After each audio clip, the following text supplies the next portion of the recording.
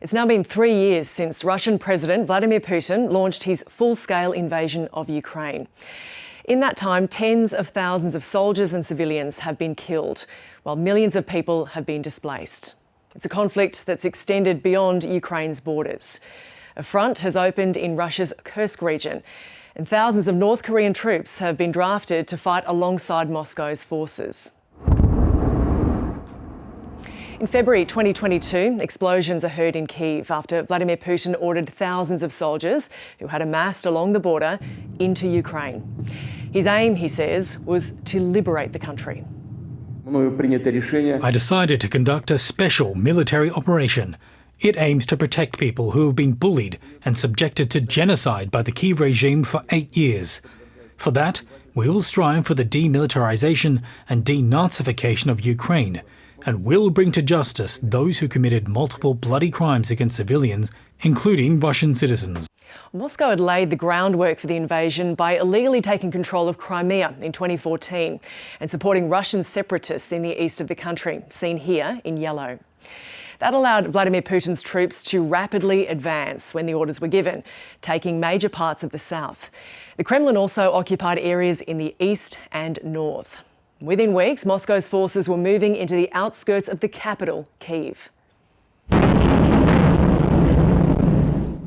Under attack, Ukraine mounted a fierce resistance.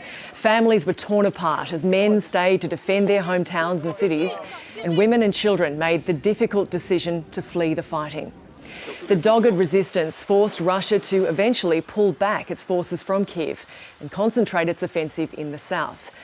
Even there, Ukrainian defenders managed to hold off the invading forces at the Azovstal steel mill for almost 3 months, until they ultimately surrendered in the fall of Mariupol. As the front line solidified, support and weapons from the west helped Ukraine repel Russia from much of the north, and within 9 months, Kyiv had taken back parts of the south and large parts of the east.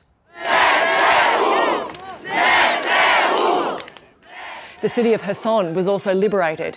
Ukrainian President Volodymyr Zelenskyy hailed it as the beginning of the end of the war. The reality was anything but. After several setbacks, the Kremlin set its sights on Bakhmut in the Donetsk region.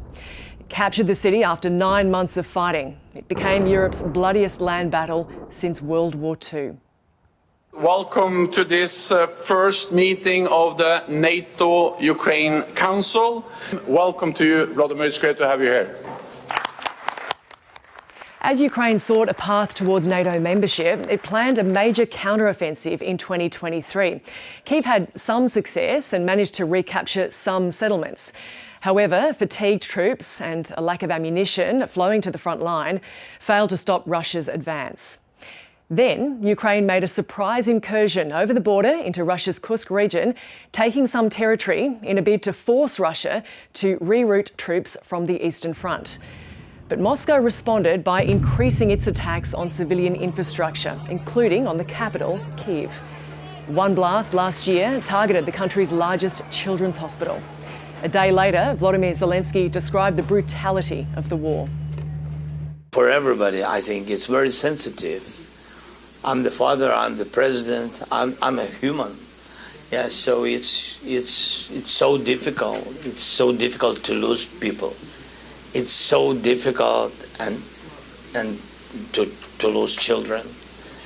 And of course you see these people, you see parents, and then when their children are dying or dead, so you want to kill Putin at this moment.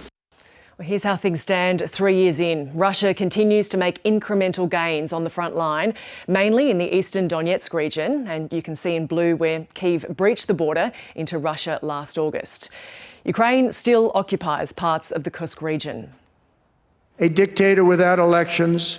Zelenskyy better move fast or he's not going to have a country left. Got to move fast, because that war is going in the wrong direction. Donald Trump's return has put future US support to Ukraine in doubt as a rift emerges between the US and Ukrainian presidents. Washington has advanced peace talks on Ukraine, opening direct dialogue with Moscow, but without Kyiv or Europe in its initial discussions. Mr. Trump has signalled Russia is ready to do a deal. And he also wants a return for the money the US has spent aiding Ukraine's war effort. Mr. Zelenskyy says he's willing to step down from his job if it achieves peace for his country. If it's about peace in Ukraine and you really want me to leave my position, I'm ready to do that. Secondly, I can exchange it for NATO membership if there's such an opportunity. I'll do it immediately without a long conversation. I'm focused on Ukraine's security today and not in 20 years. I don't plan to be in power for decades.